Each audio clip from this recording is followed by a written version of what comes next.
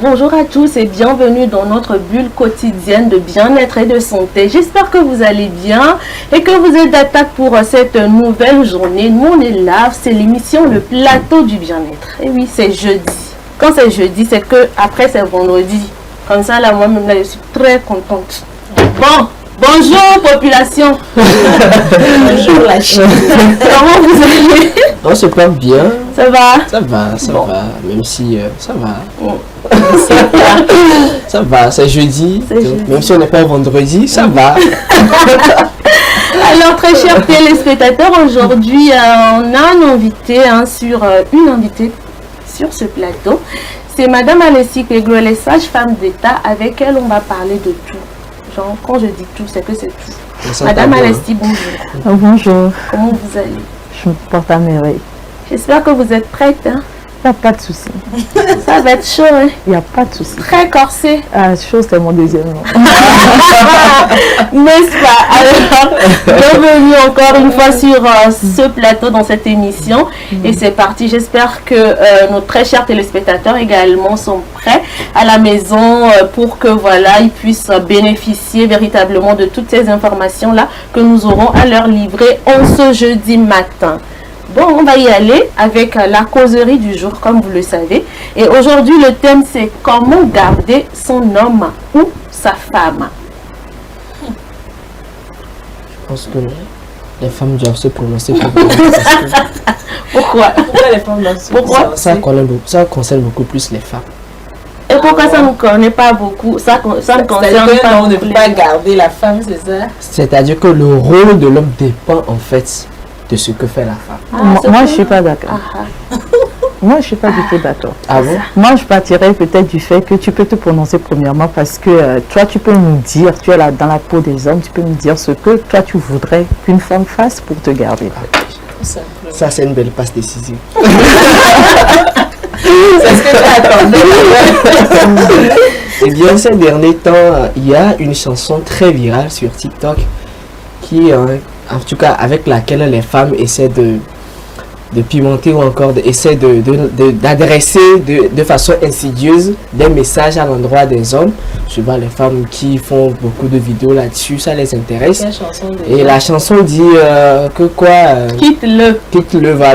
Voilà, c'est le résumé, quitte-le. Ah, voilà, Quand il là, commence par faire ces choses bizarres, tu ne comprends pas. voilà, de quitter dans ça, quoi, comme le disent les Ivoiriens, il faut quitter dans ça. Et il faut, et voilà, les relations toxiques, que le monsieur part, après il revient, il te présente des excuses, et puis voilà, Oui, tu es toujours dans à cette chaque relation fois, là. À chaque fois, c'est la même chose, ça devient une routine, quoi, c'est la Voilà, et même ça chanson. fatigue. Et ça fatigue. Oui. Et j'ai vu les femmes prendre cette chanson avec beaucoup plus d'enthousiasme, ça leur fait du bien. Moi, ma petite réflexion est la suivante. Est-ce que c'est seulement l'homme qui doit entretenir la femme?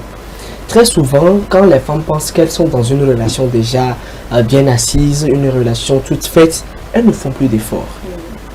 Elles ne font plus d'efforts. Et puis, à un moment donné, on baigne dans un laxisme, on est là, on ne cherche même plus à mettre du piment. Alors que l'homme, de par sa nature, est un bébé. L'homme, c'est un gros bébé. C'est ce que les gens ne savent pas. L'homme, c'est un gros bébé. Et il aime vraiment, il aime être attentionné. Il aime qu'on le chouchoute, il aime qu'on prenne soin de lui. Mais la femme, quand elle pense que c'est déjà un acquis, elle ne fait plus d'efforts. Vous avez des exemples. Prenez juste une femme qui vient d'avoir un enfant. Elle se promène au quartier en camisole. Même à la maison, elle est là, elle se dit, il y a quoi? Des choses comme ça, est-ce que ça peut amener à garder son homme? Moi, c'est un débat. Non, loin de moi de te couper. Mais l'homme qui se prend pour un bébé, je refuse pas que l'homme, c'est genre comme un bébé, qu'il y ait un deuxième bébé, que tu dois prendre soin. Mais je me dis, est-ce que toi, tu exprimes ce que toi tu veux? Ah, je viens. Je n'ai pas encore fini. Ok, termine. Voilà. Termine. Parfois, même quand on fait des observations à la femme, Oui. elle pense que c'est exagéré. Vous savez, c'est vrai, ce que Mme Alexis dit, c'est vrai, l'homme doit exprimer ce qu'il veut. Mais parfois, quand l'homme exprime, la femme pense que l'homme allait faire des découvertes avec des teasers et il voudrait lui imposer, en tout cas l'imposer certaines choses à la maison. Et là, il y a un problème. Alors, pour que ça fonctionne, il faudrait que cette femme-là ait une certaine ouverture d'esprit. Si la femme est ouverte d'esprit, elle pourra accepter les reproches du monsieur et en ce moment, elle pourra faire l'effort de garder son homme. Maintenant, de l'autre côté, l'homme aussi doit faire l'effort de garder sa femme, puisque c'est, en tout cas, c'est vice-versa. L'homme doit aussi être attentionné. La femme, je l'ai dit très récemment, la femme est une fleur. Et une fleur, ça s'entretient. Il faut l'arroser. Il faut enlever les épines par moment. Il faut l'entretenir. Il faut l'embellir en fait. Et quand on l'embellit, elle dégage de belles senteurs. Et là, ça maintient l'homme. Vous voyez. Alors, c'est vrai que pour faire tout cela, parfois ça nécessite un peu de moyens financiers. Mais est-ce que lorsqu'on n'a pas de moyens financiers, on ne peut pas rendre heureuse sa femme? Moi, le constat que j'ai fait, le vrai amour se vit quand on n'a rien. Parce que du moment où on ne commence pas à avoir assez de moyens, parfois le vrai amour n'existe plus. C'est-à-dire que ces moments d'amusement n'existent plus. On n'a plus du temps pour sa femme, on est beaucoup plus concentré sur ses affaires, ses voyages et un peu de tout. Alors que c'est le moment où on devait quand même profiter en tout cas, de ce qu'on a pour rendre heureuse encore sa femme. Alors moi je dis, les responsabilités sont partagées et la femme a un gros rôle à jouer. Pourquoi? Parce que c'est la femme qui entretient le foyer. C'est la femme qui maintient le foyer debout.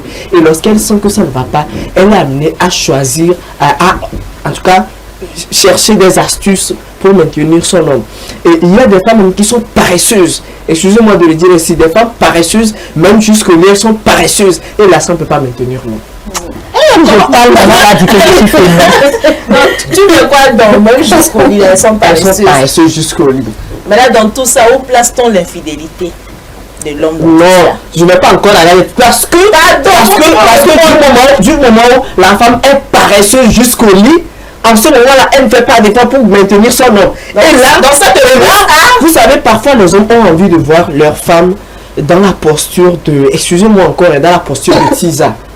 C'est-à-dire que l'homme, parfois, il aime se faire violenter au lit. Quand je dis violenter, je ne dis pas violenter au sens du terme, mais sortir le grand jeu, en fait. Je vais dire quelque chose. Moi, je vais dire quelque chose. Je vais dire quelque chose. Que ça nous plaise à nous tous, on aime devant les médias dire aux gens, les téléspectateurs qui me regardent, dire oui, il faut que la femme traite son homme comme la Tisa le ferait. Il faut que si tu es une femme, que tu sois comme la Tisa, que tu sois comme la maman et que tu sois comme sa femme. À la hauteur. Oui, que tu sois sa femme. Mais vous savez quoi?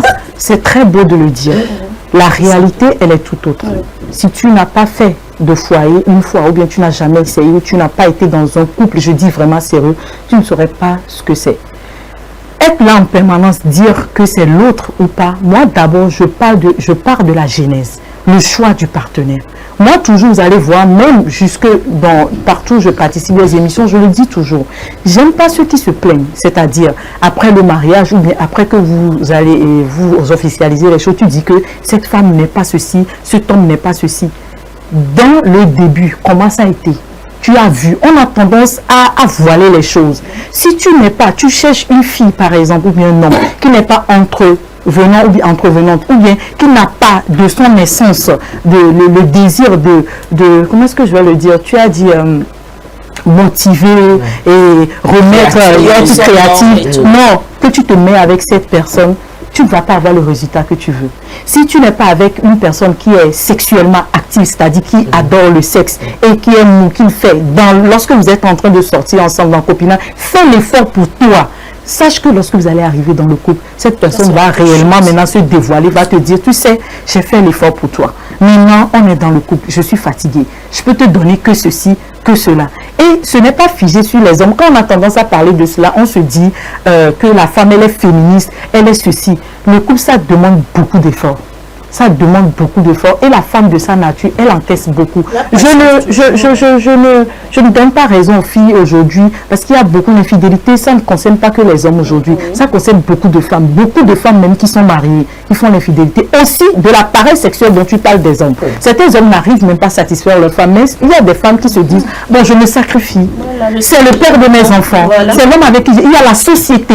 Parce que c'est vous-même qui parlez en disant, oui, après tout, c'est une femme, elle n'a pas le droit. Mais si c'est un homme, bon, on va dire, c'est un homme, quoi.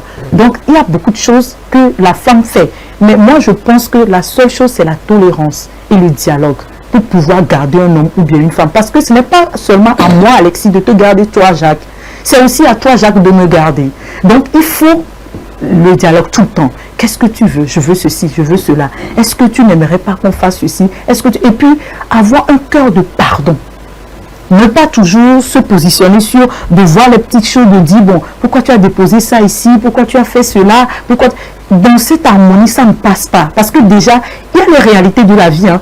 Il y a les problèmes financiers, il y a les maladies, il y a vos rêves que vous voulez réaliser. Vous savez, quand vous mariez, homme comme femme, vous abandonnez plus de 50% de ce que vous êtes pour l'autre. La plupart du temps, la femme en abandonne plus encore. Parce qu'elle, autres, on dit, maintenant, chaque fois, ce qu'on va dire, maintenant, tu es marié, maintenant, tu ne peux plus faire ceci, tu peux plus faire cela. Mais l'homme, lui, va le faire. Si toi, Jacques, tu dois sortir tout à l'heure, tu dis, j'arrive. Mais si la femme et l'autre doit sortir, elle doit dire là où elle va.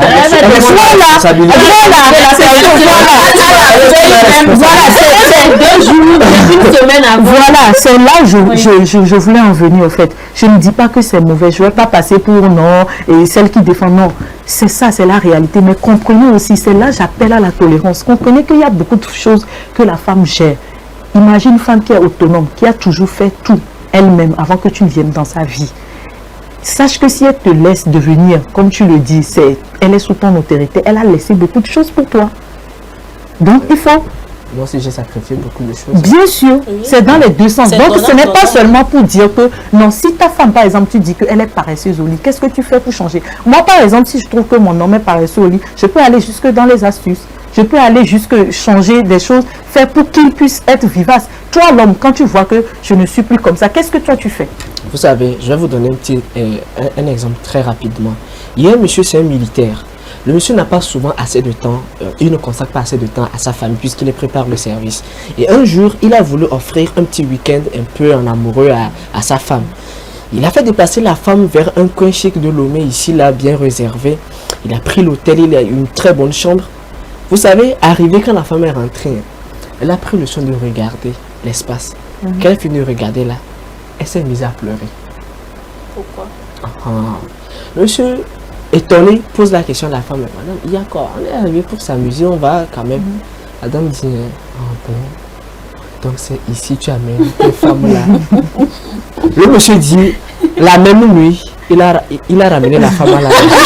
Et il a dit, c'est fini, il ne va plus faire ça. Alors c'est pour dire que je vais revenir sur l'ouverture d'esprit. Non, il y a des femmes qui sont trop carrées et qui sont trop religieuses. La femme elle est comme la manière dont, quand on parle de l'infidélité des hommes, par exemple, les hommes disent c'est Dieu qui les a conçus comme ça. Nous aussi, nous les femmes, c'est comme ça Dieu nous a créés. En fait, il y a des choses qui nous titillent.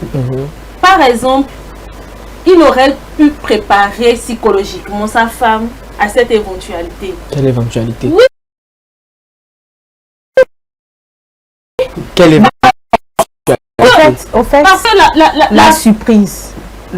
Si on parle du fait de faire une surprise à quelqu'un, on ne peut pas préparer la personne. Mais est-ce qu'il a habitué sa femme à ces genres de surprises? Bon, ok. Tu sais, imagine, je vais te donner un exemple. Peut-être les gens vont dire que c'est pas la même chose. Peut-être moi qui aime les animaux, tu peux m'amener au zoo, par exemple, et puis me faire la surprise, et tu me banderoles les yeux, et puis arriver, c'est devant là où il y a les crocodiles.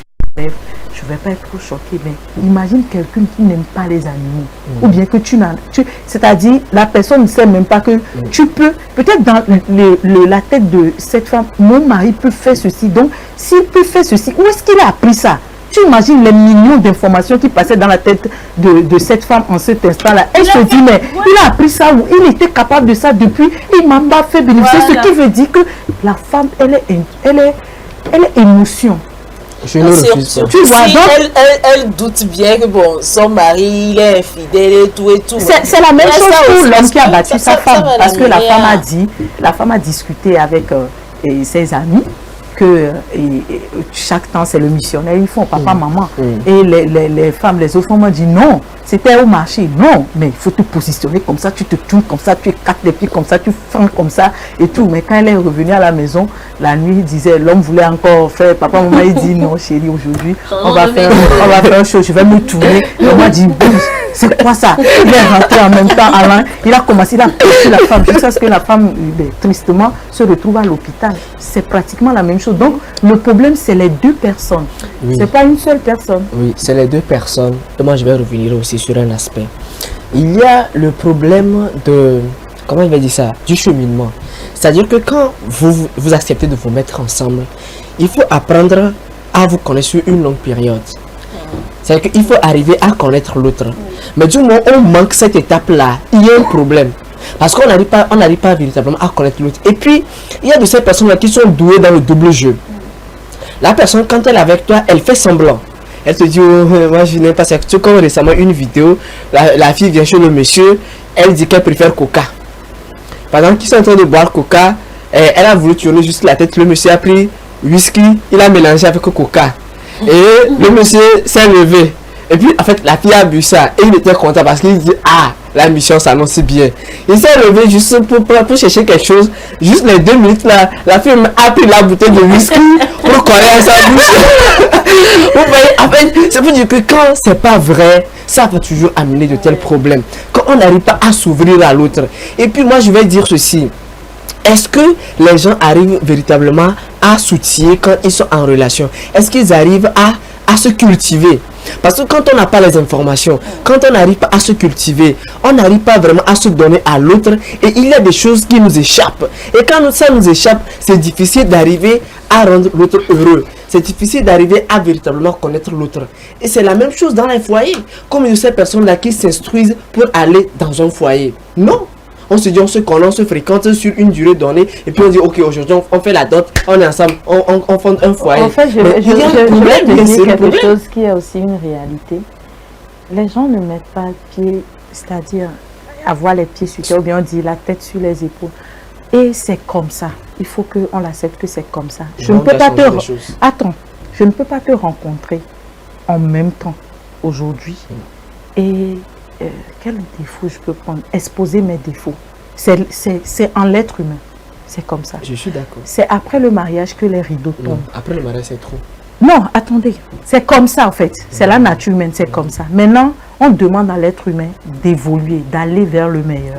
Même quand vous rencontrez quelqu'un, même quand vous rencontrez même quelqu'un une autorité, par exemple, et qui vous propose quelque chose, par exemple, le travail ou quelque chose, vous n'aimez pas quelque chose, mais quand la personne propose, vous dites, mais c'est celui-là, hein, et c'est lui, vous tolérez. Il y a l'effet de domination. Voilà, mais après, il y a, dans le couple par exemple, il y a quelque chose qu'on appelle, ça ne fait rien. Ça ne fait rien, ça va aller, je l'aime bien. Bon, il y a ce côté-là, alors qu'on doit utiliser les mathématiques. Moi, je dis toujours ça. Quand tu es dans un couple avec quelqu'un, même quand vous n'avez pas encore officialisé, demande-toi, qu'est-ce que cette personne t'a pour apporter, positivement comme négativement. Je ne parle même pas d'argent, je parle là d'émotion, même l'argent est important. Non, laissons dire que les filles sont arrivées et sont matérialistes. Dans la vie, quand tu n'as pas d'ambition, tu n'as rien. Tu n'as rien. C'est pour ça, c'est hier seulement je disais qu'il y a 2 types de femmes. Les femmes qui ont décidé d'utiliser, de se prostituer d'une certaine façon pour arriver, et d'autres qui ont décidé de travailler, d'utiliser leur dignité pour arriver. Les 2 chemins ont leurs différences. Il y a les souffrances sur chacune, mais les souffrances ne se ressemblent pas. Et les réussites, il y en a pour chacune, mais les réussites aussi ne se ressemblent pas. Donc, si quelqu'un rentre dans ta vie, tu te poses la question, est-ce que cette personne, qu'est-ce qu'elle m'a apporté? J'avais ceci, ceci, ceci. Quand cette personne est venue dans ma vie, est-ce que je les ai encore ou bien est-ce que j'ai évolué? Bon, émotionnellement, j'étais solide, j'étais ceci, mais quand cette personne est rentrée dans ma vie, je suis devenue une personne craintive et je suis devenue une personne peut-être faible. Ceci, la chanson dont tu parlais, je pense que c'est de Kofi Vicen qui dit, au fait, c'est juste pour dire qu'il y a beaucoup d'hommes narcissiques. Aujourd'hui aussi, les femmes ont développé ça parce que vous avez mis quelque chose de soumission. Aujourd'hui, vous savez ce que les femmes disent, surtout les femmes mariées. Moi, je suis sage-femme d'État, je discute avec les femmes. Vous voulez la soumission, n'est-ce pas? Vous ne voulez pas qu'on soit vrai. Vous ne voulez pas qu'on vous dise que ce que tu me fais là ne me plaît pas. Et même quand on va dans les familles, même quand on va aux réunions avec les pasteurs disent, tu sais, c'est ton mari, tu dois être soumise. C'est lui le chef de la famille. Toi, tu es la femme, tu es là pour entretenir l'homme. C'est comme ce qu'il fait, toi, tu ne regardes pas ça, tu dois être soumise. Elles vont dire, d'accord, maintenant on va faire tout ce que vous voulez. Même si vous voulez, on va se coucher, vous allez marcher sur nous. Mais en dehors, parce que tu peux mettre les caméras partout, tu ne peux pas suivre la femme. La femme, c'est autre chose. Elles font maintenant ce qu'elles veulent. Derrière vous, elles ne sont plus vraies. Oui, en fait, et c'est pour ça que je ramène sur le problème. Puis je pense aussi que, eu égard à ce que Madame Alessi était en train de dire tout à l'heure, je pense qu'il faut dès qu'on pose les bases, qu'on se dit qu'on se met ensemble, il faut beaucoup de communication. Il faut beaucoup de communication, savoir ce que l'autre aime, ce que l'autre n'aime pas, comment travailler sur soi. C'est vrai que mes réalités ne peuvent pas être les réalités de mon conjoint, mais quand on décide de cheminer ensemble, c'est que tout le monde fait des sacrifices. Oui. Alors, il faut quand même essayer de communiquer. Moi, c'est très important pour moi, la communication. Parce que quand on ne communique pas, on est dans la relation, tu ne sais pas ce que l'homme aime. Et puis, c'est l'homme-là qui va sortir dehors pour aller dire, ma femme, elle est si, elle est ça, elle fait ci, elle fait ça. Alors que ce que tu n'aimes pas chez elle, tu ne lui as jamais dit. Oui. Tu vas ailleurs, tu te plains. Oui. Au lieu d'appeler ta femme pour lui dire, écoute, chérie, telle chose que tu fais, je n'aime pas. Bon, moi, je préfère que... En fait, excusez-moi, vous voyez nu, c'est que vous avez franchi une très grande étape. Donc, au moins communiquer ce que vous aimez. C'est pas aussi aisé, c'est pour ça que je dis. On ne peut pas dire que c'est pas aisé. C'est pas aisé. On ne peut pas dire que c'est pas aisé. Sincèrement, c'est pas aisé parce que... Vous n'êtes pas levé du jour au lendemain pour vous marier. Bien sûr. C'est pour ça que je reviens sur l'accompagnement des jeunes au mariage. Parce que vous savez, lorsque on n'est pas vraiment accompagné, je nous assure que cette communication dont on parle là, c'est pas évident. Prenez même jusqu'à la maison. Difficilement, il y a des parents qui arrivent à s'asseoir et échanger avec leurs enfants, alors que c'est leur propre enfant. Même difficilement, certains parents arrivent à manger ensemble à table avec les enfants. Et vous allez me dire que la communication n'est pas simple. Je pense que c'est des choses qu'il faut inculquer. Là, on est ici, on est en train de discuter, on est encore, c'est la possibilité de pouvoir parler des choses, de dire des choses véritables. Donc, moi je pense que si ce n'est pas un truc qui est en train de se faire, on peut quand même essayer de le faire, Jacques. Oui, Nacha. Moi je pense qu'au-delà de tout, vous avez tout dit, je vous ai bien écouté. Alors ce que moi je demande premièrement, c'est le respect. C'est très important lorsqu'on est ensemble, le respect chez l'homme, le respect chez la femme. En dehors de ça, avoir l'art aussi de comment être avec son homme. L'art. C'est très important. Jacques l'a dit, l'accompagnement des jeunes, c'est très important. C'est vrai qu'il y a certains parents maintenant qui n'arrivent même plus à faire asseoir ses enfants. Bon, c'est ça. Bon, c'est vrai que maintenant, avec l'évolution, ça n'existe plus. Mais on ne marche qu'avec les expériences sociales. Parce que, bon, on va dire, bon, laissons-le, bon, lorsque lui-même il va aller, il va se cogner la tête là-bas, il va revenir, soit réellement ce que c'était la vie. Maintenant, côté relation au foyer, je ne suis pas encore femme mariée pour savoir réellement, mais on entend parler, on entend les réalités, ce qui se passe au foyer réellement. Mais moi, je pense que le rôle sera partagé. Chacun doit jouer sa partition, tout simplement.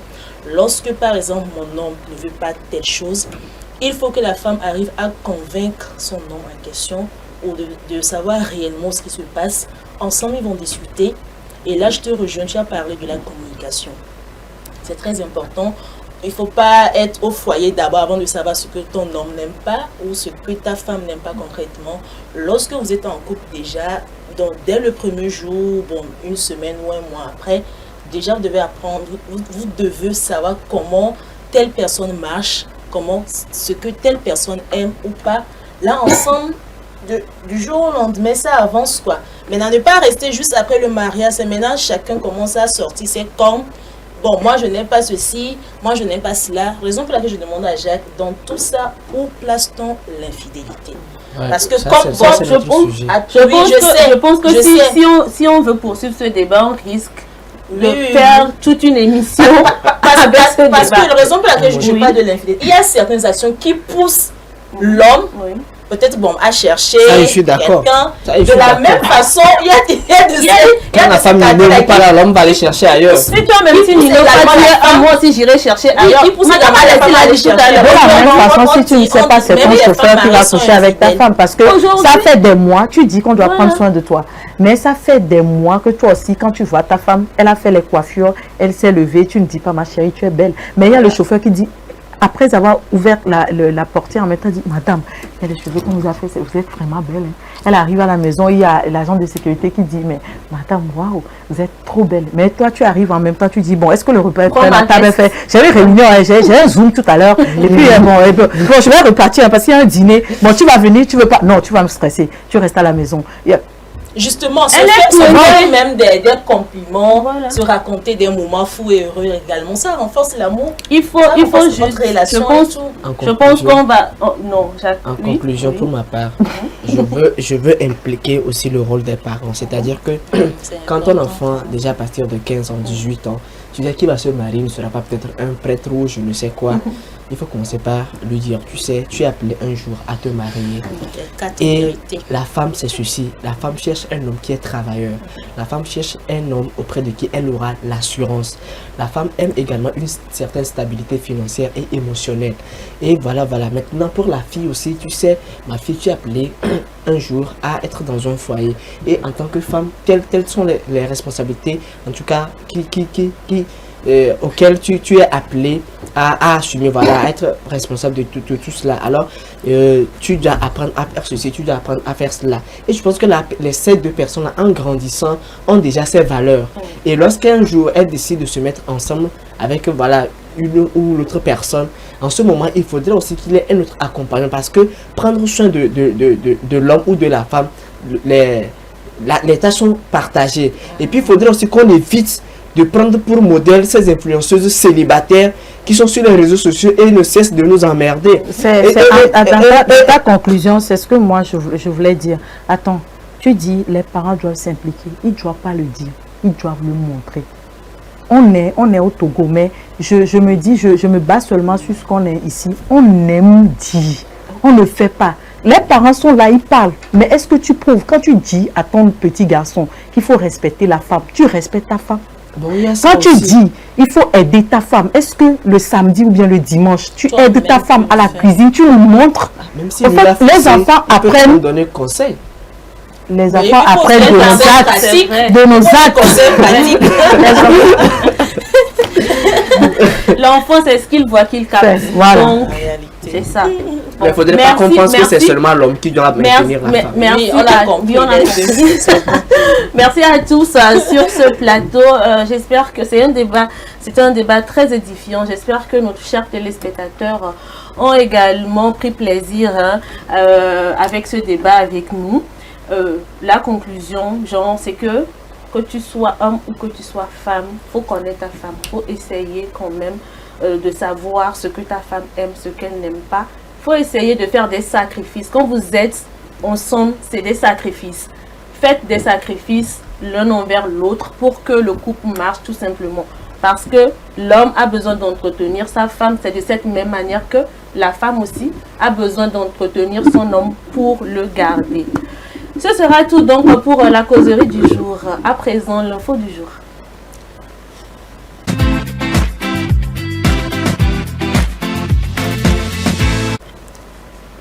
L'Organisation mondiale de la santé, OMS, met en garde contre le retour de la Covid-19.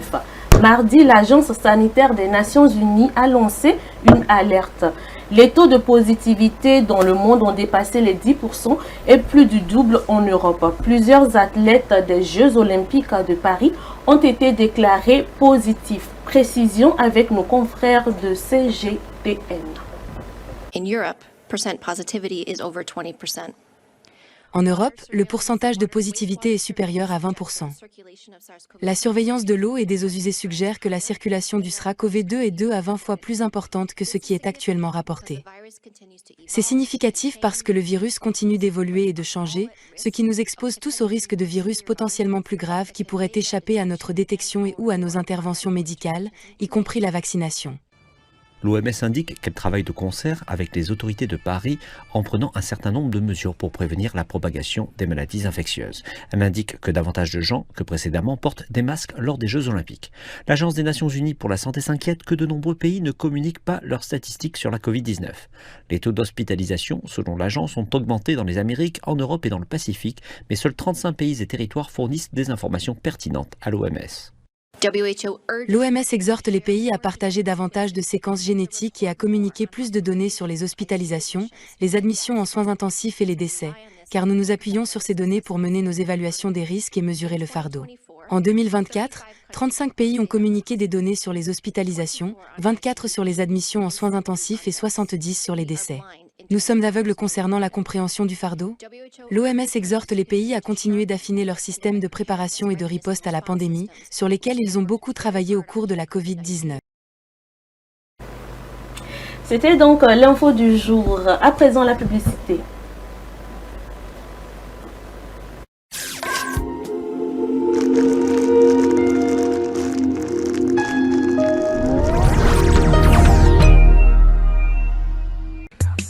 L'amour, c'est des hauts, c'est des bas.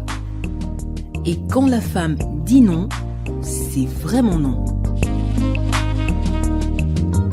Mais rien ne vaut un petit cadeau pour raviver la flamme de l'amour. La femme se fait belle et sensuelle pour votre plaisir. Claudia Lingerie, nous disposons de toute une collection de sous-vêtements haut de gamme pour hommes, femmes et enfants à un bon prix. Soyez ceux qui portent des sous-vêtements confortables. Claudia Lingerie, nous sélectionnons pour vous de la lingerie fine de qualité pour sublimer vos soirées. Claudia Lingerie, sur la route d'Agbalépédo, juste à côté du monument Grand Œuf Blanc. Infoline 00228 97 01 03 03 0228 97 01 04 04. Claudia Lingerie, l'élégance à une adresse. M-Afrique, Association internationale des médecins pour la promotion de la santé en Afrique, première ONG internationale d'origine africaine spécialisée dans les actions médico-chirurgicales humanitaires. M-Afrique, c'est la promotion de la santé et l'éducation pour tous en Afrique. M-Afrique est membre du Conseil économique, social et culturel de l'Union africaine, le COSOC UEA, également accrédité à le COSOC ONU. Les médecins de M-Afrique, présents en Afrique et en Occident, réalisent chaque année plus de 2500 opérations chirurgicales et 25 000 consultations médicales spécialisées gratuites en zone rurale et périurbaine en Afrique. M-Afrique, c'est la formation continue des acteurs de la santé, la recherche, les missions médico-chirurgicales, humanitaires, foraines gratuites, la lutte contre les maladies transmissibles et non transmissibles, la promotion de l'éducation pour la santé, le développement communautaire. M-Afrique, une nouvelle vision de la solidarité africaine. M-Afrique, c'est amener l'hôpital vers les populations rurales et vulnérables. M-Africa, oh.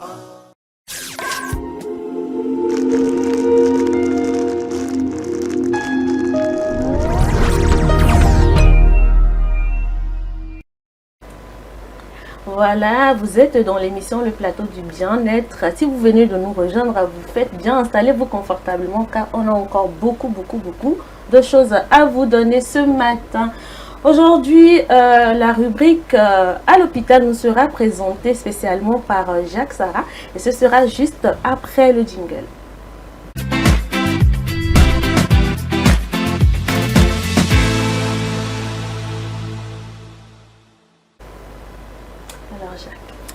Oui, et bien aujourd'hui, je vais me mettre dans la peau de Gisèle pour vous présenter la rubrique à l'hôpital. Aujourd'hui, nous abordons un sujet très intéressant et important à la fois. Il s'agit de l'accueil. Vous savez, que ce soit à la maison ou à l'hôpital, l'accueil est important. Vous savez, quand vous recevez un invité chez vous, vous lui donnez à boire, vous lui apportez un jus de fruits, l'invité se sent considéré, il est à l'aise et ce que la personne a à vous dire, elle vous le dit en toute courtoisie. C'est la même chose à l'hôpital. Lorsqu'un patient vient et qu'on l'accueille très bien, la guérison commence dès l'accueil en fait. Donc on peut sans doute dire que l'accueil est un maillon, en tout cas de la chaîne relationnelle du parcours thérapeutique du patient. Et concernant l'accueil, il y a beaucoup de choses qui se disent. Il y a certaines personnes qui se plaignent. Il y a d'autres personnes également qui essaient de monter au créneau pour essayer de justifier ce qui peut amener parfois à ce qu'on se retrouve en face d'un mauvais accueil. Eh bien, notre Gisèle a fait un tour dans les centres de santé. Et aujourd'hui, elle nous amène à faire immersion au centre de santé d'Adétikopé pour voir au juste à leur niveau comment se déroule l'accueil et comment est-ce que les gens aussi perçoivent l'accueil dans ces structures sanitaires. Donc, je vais vous proposer de suivre ce petit extrait-là, en tout cas ce qu'elle a préparé pour nous. Et après, on pourra essayer de discuter un peu. L'accueil à Adétikopé, suivez. L'accueil dans les hôpitaux est un véritable problème auquel font face les patients dans la quête d'une bonne prise en charge. L'accueil commence depuis le gardien jusqu'au personnel médical. Ici, à la maternité du centre médico-social d'Adétikopé, les femmes enceintes se prononcent sur la qualité de l'accueil. Parce que mi vara bientôt mi ona ere gero da yo ogbena mi mi be olo apan do mi be dekere ka o souvent ne mi va ne mi wonde mu yo la to ba o ko gbona ro la soreke o la reke ala analyse ko bio are o weva pour onto santé o da no mu analyse a wa chon la biji o la jego no be gbe kenya nya va ngro be nyum so avo da wa o la jego na mu ma te gbobo wona panyo donc au bout no java asavo ado kengbe amle redi donc no nglobo muso avo odo durabe ola jego no be kondie be dolelo no mla nyi nene amunyo donc ane mi globo akpanya mi blame donc mi vana ondo akpanyo dès que o hona le fio akoja e Georgina. Depuis celle-ci, toujours, elle vient pour faire la consultation. L'accueil est bien chaleureux, on nous accueille bien, les mamans pensent bien soin de nous. Par rapport à ailleurs, ici l'accueil est bien, mais c'est que le centre n'est pas grand, il n'y a même pas d'espace. Des fois on vient, on reste debout pour s'asseoir, le centre n'est pas grand quoi. Le surveillant général du CMS reçoit plusieurs plaintes des patients. Ces plaintes sont de plusieurs ordres. Nous recevons des plaintes par rapport à l'accueil. Si vous sortez tout ceci, vous aurez pu constater qu'il y a des affiches un peu partout avec des numéros de téléphone. Juste c'est pour amener certains patients qui sont mal reçus de pouvoir appeler les premiers responsables de ce centre. Donc c'est pourquoi nous avons mis ces affiches-là. Nous sommes parfois interpellés à des heures tardives par rapport à la lenteur de la prise en charge. Les patients se plaignent. Depuis que je suis venu, j'ai fait combien de temps, on ne me prend pas en charge. Et après investigation, est-ce que vraiment il faut lier ça à l'accueil ou bien rabattre ça sur ce problème de personnel qui est un problème presque général. Les gardes, c'est 2 personnes. Il y a un responsable de la salle de consultation et un responsable de la salle de soins. Et vous voyez qu'une personne qui vient tout de suite avec, disons, une situation d'urgence, il faut d'abord prendre soin de cette personne. Donc voilà là où les visiteurs ne comprennent pas. Ils viennent, leur situation, ils qualifient ça déjà d'urgence, plus qu'ils qualifient leur situation d'urgence. Or, ils ne sont pas techniciens. C'est le technicien seul qui peut savoir que cette situation-là est une situation d'urgence. Mais le patient, lui, trouve que sa situation est plus urgente que la situation que le technicien est en train de parler. Donc, c'est d'une façon générale, c'est ces petites plaintes que nous recevons. Et des fois, c'est à des heures tardives que nous recevons ces plaintes. D'autre part, les plaintes aussi, nous les retrouvons au niveau de la caisse. Et ces plaintes, c'est quoi? C'est par rapport aux monnaies. Un patient qui vient juste pour une consultation, la consultation surtout, c'est les consultations pour les assurances INAM. C'est seulement 200 francs qu'il faut donner pour la consultation INAM. Et le patient se présente avec 10 000. vous voyez déjà cette situation, ce qui peut se passer. Et le caissier, lui, il demande, bon, je n'ai pas de monnaie, dépose tes 10 000 francs et tu vas te poursuivre les autres soins. Après, tu reviens. En ce temps, peut-être, j'aurai déjà la monnaie, je vais te rester. Bon, c'est là où il y a parfois des tiraillements et bon, on arrive quand même à la gérer.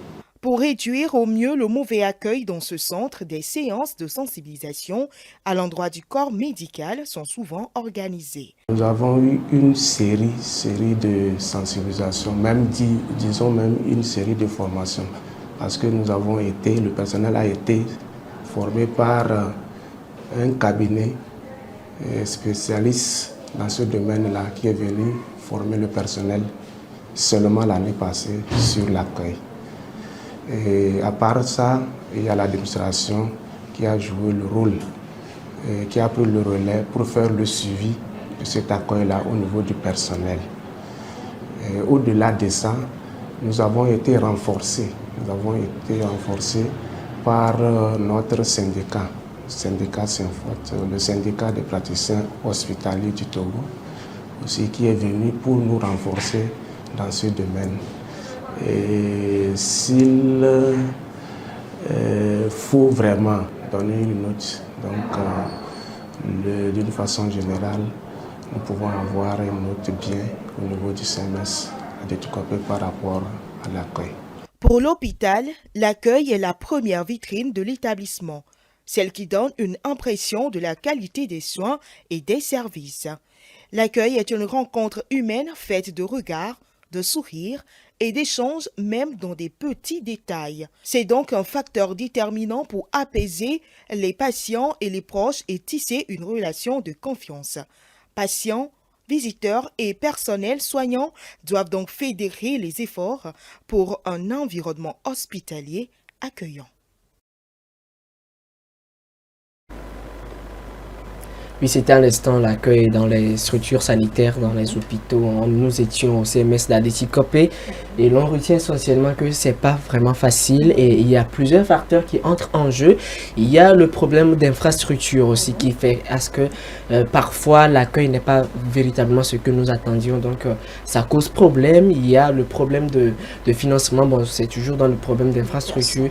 Voilà, le problème de personnel. Et puis, vous savez, parfois, quand on a un personnel réduit face à un afflux de patients, ça cause problème. Donc, d'où encore l'occasion de lancer un appel à ce que, en tout cas, les forces vives de la nation puissent œuvrer dans ce sens, aider nos formations sanitaires, les aider dans ce sens. C'est vrai qu'il y a aujourd'hui un effort qui est fait, mais ça reste encore beaucoup à faire. Il est vrai qu'entre-temps, le SYNFOT, le syndicat national des praticiens hospitaliers du Togo, a fait de cette lutte son cheval de bataille. C'est vrai qu'il y a eu, les lignes ont bougé un peu, mais nous pensons qu'il reste beaucoup à faire encore parce que être bien accueilli, c'est déjà avoir la moitié de sa guérison. Et merci à toutes ces personnes qui se dévouent corps et âme pour arriver à faire de leur mieux, à satisfaire les patients. Et puis c'est l'occasion aussi d'attirer l'attention des patients à être aussi beaucoup plus tolérants à l'endroit ou encore envers le personnel soignant parce que ce n'est pas du tout aisé. Ce n'est pas du tout aisé, ce sera donc tout pour à l'hôpital de ce matin. On repart en musique et puis on revient juste après. Bless Money de Centrinos Raphaël pour vous faire plaisir. Nous allons à présent retourner vers Madame Alessi en bonne et due forme pour la rubrique Le plateau vous répond.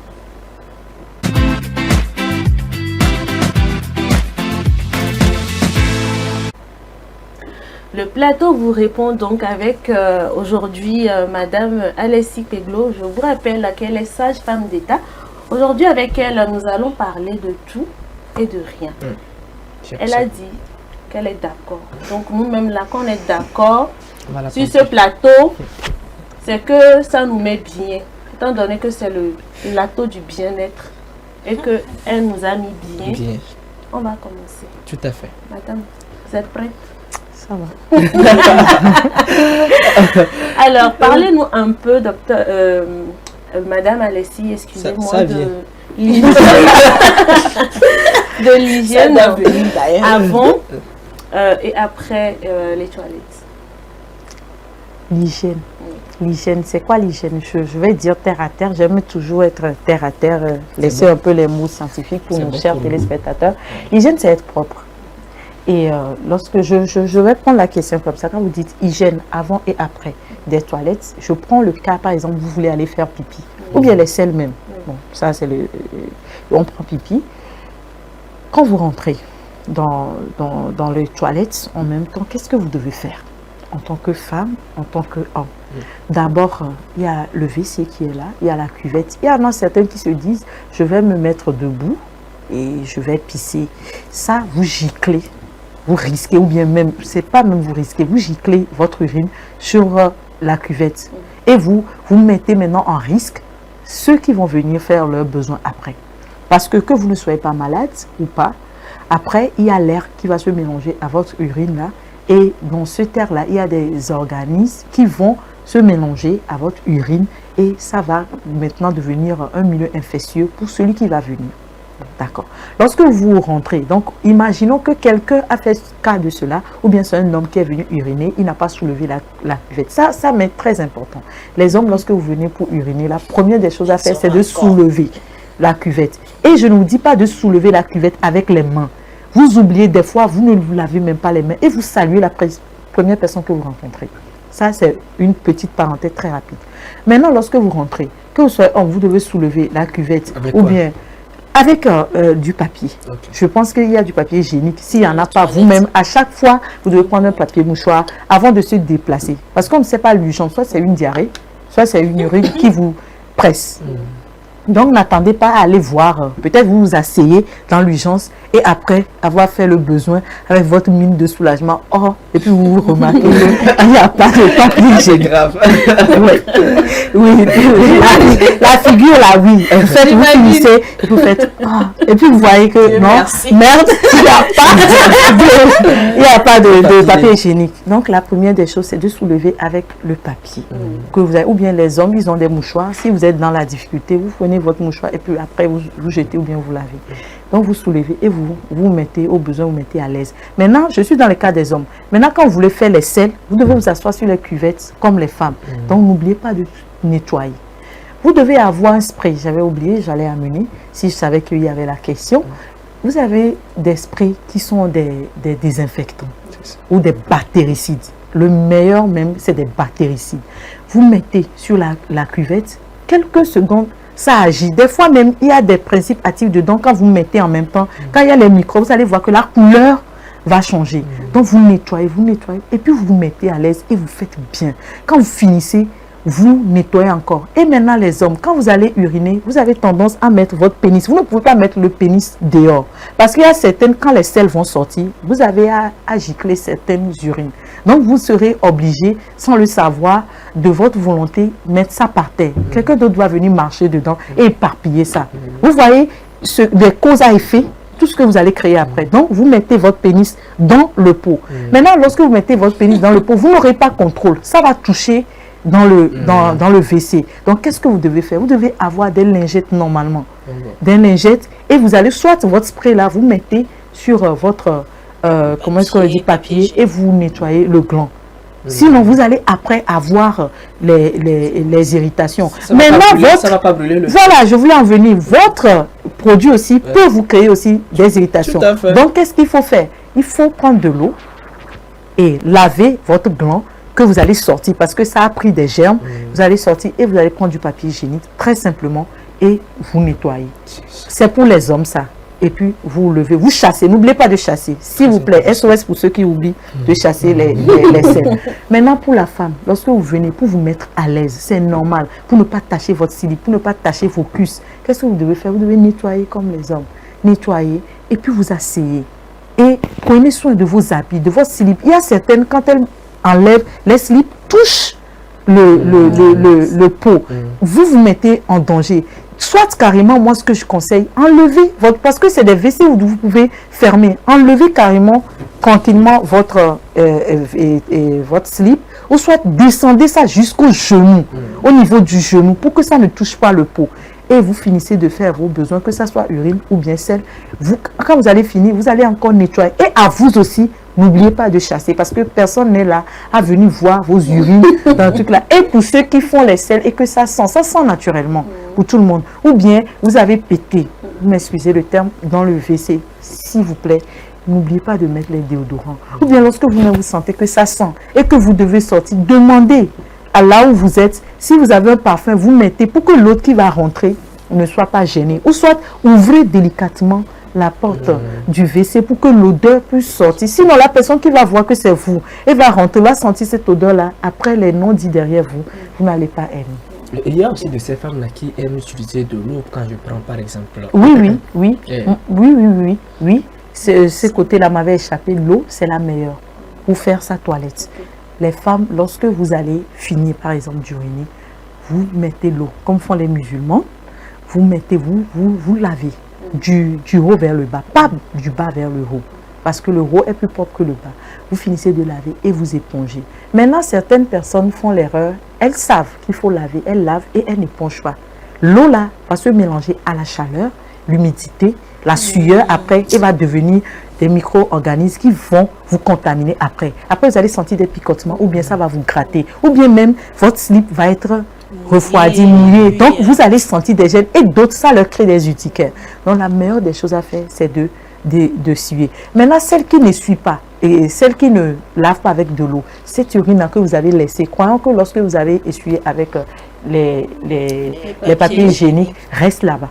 Les germes sont là-bas. Maintenant, avec la chaleur encore, avec l'humidité, avec la sueur, ça devient encore autre chose. C'est ça qui fait que certaines personnes, sur tout le mois, elles font que des récidives d'infection. C'est dans la manière de faire son hygiène. C'est pas que vous avez une IST ou bien vous avez couché avec qui que ce soit, non. Mais c'est dans votre façon de faire. Et d'autres qui gardent, par exemple, l'urine pendant toute la journée. Et après qu'ils urinent, c'est vous-même qui irritez votre clitoris. C'est vous-même qui faites que vous avez des infections urinaires. Donc, ce n'est pas forcément parce que vous avez couché avec quelqu'un ou bien votre mari a été infidèle ou quoi que ce soit. Et on nous avait ça à nous les hommes. Je savais que tu allais dire. Les lingettes après avoir uriné pour essuyer, est-ce que c'est conseillé? Les lingettes, oui, vous pouvez utiliser les lingettes s'il n'y a pas de l'eau. Parce qu'il y a, par exemple, on peut aller à des missions humanitaires dans les endroits reculés. Il y a certaines lingettes qui sont vraiment humides. Maintenant, ce qui gêne dans ce cas, c'est que lorsque vous utilisez, il y a cette fraîcheur, qui reste. Donc, il faut toujours avoir le papier pour pouvoir nettoyer. Maintenant, il ne faut pas choisir ceux qui sont tellement parfumés. Il y a ça. Et puis, il faut aussi tester chez soi à la maison avant d'aller dehors, parce qu'on dit la petite honte est mieux que la grande. Parce qu'il y a certains, quand vous allez utiliser, ça va vous irriter. Donc vous savez que ça ne passe pas avec vous. Eh bien, il y en a aussi qui utilisent les prothèses siliques, non? Oui, les prothèses siliques, mais les prothèses siliques, il y a la mauvaise utilisation aussi qui crée aussi les infections. Je dis toujours, il y a beaucoup de choses qui nous arrivent. Par exemple, on a passé le sujet de la Covid. C'est le lavement des mains qui a sauvé beaucoup de personnes avec les cache-nez. Il y a l'hygiène qui est très importante. Les prothèses siliques, elle va uriner, c'est ce qu'il y a dedans. Elle finit de chier, c'est ce qu'il y a dedans. C'est ce qu'il y a dedans depuis le matin jusqu'au soir. C'est comme les vagnes. D'autres, quand elles mettent ça pour les règles, c'est fini. Ça fait les 24 heures. Donc, c'est ça qui fait que leur sang les auto-empoisonne après. Devient encore un germe pour elles. C'est comme, vous avez des pertes, c'est normal. C'est pas que vous êtes malade. Mais ces pertes, lorsqu'elles se mélangent à la chaleur, à tout, et imaginez que vous êtes une femme, je ne sais pas pour insulter, qui n'est pas assez propre. Vous imaginez, donc vous allez vous créer encore des maladies, et après dire que mon homme, ou bien... C'est nous. Je passe. Nous. En fait, parlons aussi des hommes, madame, il y a un sujet qui m'intéresse beaucoup. Ça concerne le doigté chez la femme, en tout cas, oui, chez la femme. C'est-à-dire que, vous savez... Dans le processus là, c'est... Dans les préliminaires. Oui. C'est l'une des étapes qui est beaucoup plus appréciée par les femmes elles-mêmes. Donc vous les hommes, vous n'aimez pas? Bon, c'est pour les aider à stimuler quand même quelque chose. Est-ce que vous voyez? Vous savez, l'homme se sacrifie pour la femme. Non, moi je pense plutôt parce que beaucoup d'hommes ne savent pas où ils vont trouver le point G. Ah bon, okay. Parce que lorsque vous utilisez vos doigts, comment est-ce que ça s'utilise d'ailleurs? Vous ne le savez même pas. Voilà. C'est comme ça on fait le doigt. C'est les deux doigts là. Pour trouver le point G. Et là, ça bloque. en avant du vagin. Et c'est avec ces 2 doigts-là que vous allez trouver le point G de la femme. Vous allez voir, vous allez la faire jouir même avant la pénétration. Il y a beaucoup d'hommes qui ne le maîtrisent pas. Et d'autres même qui ont des ongles. Et moi, je dirais la pénétration, je pense que tu veux me poser la question si c'est bon.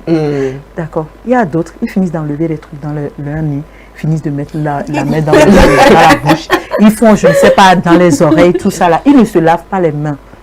Nous devons même avoir le réflexe de laver les mains les plus souvent. Et moi, je dis même la meilleure façon avant les rapports sexuels, c'est de se doucher. Maintenant, bon, si tu squattes chez quelqu'un, il y a des couilles. C'est ce que je veux dire. Que si par exemple tu squattes chez quelqu'un, ou bien c'est dans le vite fait, alors que le rapport sexuel ne doit pas être dans le vite fait. Il y a une blague qui dit quand on aime les préliminaires, là, on se lave. Donc, il y en a d'autres, ils ont des ongles et ils ne savent pas, ils blessent. Moi, je ne suis pas pour. Pas parce que ça ne fait pas plaisir, ça fait plaisir. S'il y avait le côté hygiène, s'il y avait le côté de bon mode d'emploi, je suis pour. Ça donne du plaisir, c'est important. Mais je ne suis pas pour parce qu'il y a beaucoup de femmes qui se font blesser pour ça. Il y a les clitoris qui ont des petites déchirures à cause des ongles des hommes. D'autres même n'ont pas d'ongles, mais tu vas voir, la femme, elle est là. L'excitation du début même part à cause de ce préliminaire-là que l'homme fait. Bon, est-ce à dire qu'on ne doit pas envoyer avec les ongles ou bien on doit... Non, il faut savoir faire si vous voulez faire. Maintenant, nous-mêmes, on refuse qu'on mette le doigt dans le vagin parce qu'il y a les microbes qu'on amène du dehors. Parce qu'on ne se lave, on ne lave pas les mains avant de le faire. Vous voyez, ou bien vous finissez de manger un bon con, il y a le piment, mais vous ne savez pas. Vous faites et puis elle a sursauté. Vous voyez ça, tout ça là, c'est des agressions que vous faites au vagin. Propre qu'elle soit et innocente qu'elle soit. Et puis qui sait, mais peut-être que juste après le rapport sexuel, il peut arriver que la femme tombe enceinte. Maintenant, vous tombez enceinte, on sait généralement peut-être que ça sera un calvaire pour la femme. Bim, on nous parle des fausses couches. Comment peut-on expliquer cela, madame? Oui. Si même je parle en même temps de ce qu'on vient de dire, des doigtés là. S'il y a des hommes qui ont des doigts vraiment longs, s'il y a des femmes qui ont des cols au bout, presque au bout du vagin, si vous faites ça, vous allez à chaque fois créer de petits orifices et après vous allez voir, il y aura des saignements, trucs là. Il y a pour les fausses couches, il y a beaucoup de causes. Il y a la façon dont la personne met la pression, la personne le fait. Au début de la grossesse, vous allez voir, on dit souvent, les 3 premiers mois, on dit non. Soit si vous êtes sûr que vous allez faire mollo, qu'on se connaît. On commence mollo après. On accélère voilà. Le rythme. Donc, des fois, on dit non pour cette grossesse-là, surtout quand c'est des grossesses précieuses, c'est-à-dire que la personne a eu des antécédents, bien n'arrive pas à avoir des enfants, bien a fait beaucoup de fausses couches. On dit carrément, pendant les 3 mois-là, non, pas de rapport sexuel. Maintenant, il y a les rapports sexuels qui créent les fausses couches. Il y a votre doigté là qui crée les fausses couches. Il y a les infections qui peuvent créer les fausses couches. Il y a la fièvre. Oui, qui peut créer les fausses couches. Maintenant, le plus grand même, le stress de la femme. Ça revient au premier sujet qu'on avait. Non, madame, tu dois faire ci, tu dois faire cela, tu dois prendre soin. Alors qu'elle est dans un état. La femme, vous savez, quand elle est enceinte, elle devient littéralement, c'est-à-dire femme égale, en même temps, ou bien, je ne sais même pas, culminer avec l'émotion. Il y en a d'autres qui le vivent à un summum. Et celles qui même ont des grossesses gémellaires, c'est encore autre chose. Tout de suite, vous riez parce que tu as déplacé son stylo. Pourquoi tu as déplacé mon stylo? C'est fini, quoi. Gémellaire, là, c'est jumeau, ça. Oui. Ça devient voilà. Donc, ce stress-là peut créer des fausses couches. Vous ne saurez pas sans savoir qu'il y a d'autres, quand elles s'énervent, elles ont leurs règles. C'est la même chose. Elles évacuent sa grossesse comme ça. Donc, il y a même, mais aussi, il y a des causes. Et puis, il y a aussi le truc là, quand je vais parler scientifique, les gens ne vont pas comprendre. Lorsque vous êtes du groupe négatif et que vous avez fait des fausses couches ou bien que vous avez vous-même fait des avortements non autorisés et que vous n'avez pas eu à avoir l'anti-D et on ne vous a pas fait l'injection et qui a 112 heures dépassées, vous pouvez tomber enceinte. Lorsque l'enfant sera du groupe positif, votre grossesse va trouver cet enfant comme une menace et va vous faire des fausses couches. Ça, j'aime pas bien. Ah ouais, c'est très intéressant. Tout ce qu'on se dit par ici, malheureusement, on est talonné par le temps. On va devoir arrêter. On n'a plus le temps. C'est juste pour savoir si on peut quand même permettre les doigtés sur les lèvres.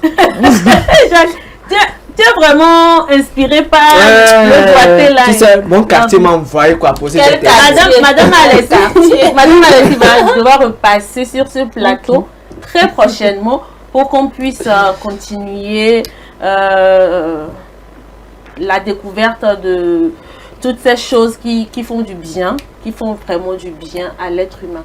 Merci beaucoup, Madame Alessi. Je ne sais pas si vous avez un dernier mot à l'endroit de nos chers téléspectateurs. Moi, tout ce que je peux leur dire, c'est de toujours continuer par regarder le plateau du bien-être parce que on apprend beaucoup de choses, de très vraies informations, pas des informations qui vont vous faire tourner en bourrique, mais de vraies que vous pouvez réellement utiliser, adopter dans votre vie quotidienne. Merci beaucoup, madame. Vous avez entendu, suivez le plateau du bien-être. C'est du lundi au vendredi à partir de 10h30 sur SOS Docteur TV. C'est ici, ça se passe. Merci beaucoup, Jacques. Merci également à Nachat. Merci également à vous, chers téléspectateurs. J'espère que vous avez pris plaisir à nous suivre tout au long de cette émission. En tout cas, nous, on a été ravis de passer ces instants en votre compagnie. Je dis également merci à l'équipe technique qui nous a accompagnés en ce jour.